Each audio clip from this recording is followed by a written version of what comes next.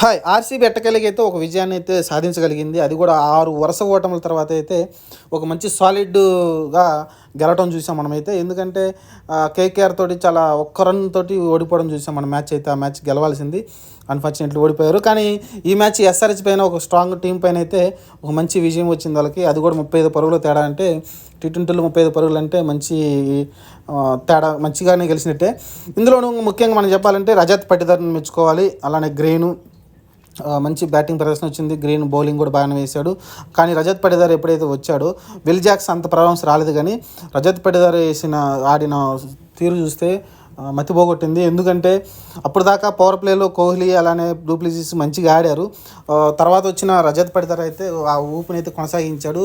ఆ తర్వాత power play తర్వాత కోహ్లీ చాలా స్లో డౌన్ అయిపోయాడు. ఎంత స్లో డౌన్ అయిపోయాడంటే అసలుకి రన్సే చేయలేకపోతున్నాడు. ఎందుకంటే పవర్ ప్లే దాటిన తర్వాత ఆయన స్ట్రైక్ రేట్ చూస్తే మీరు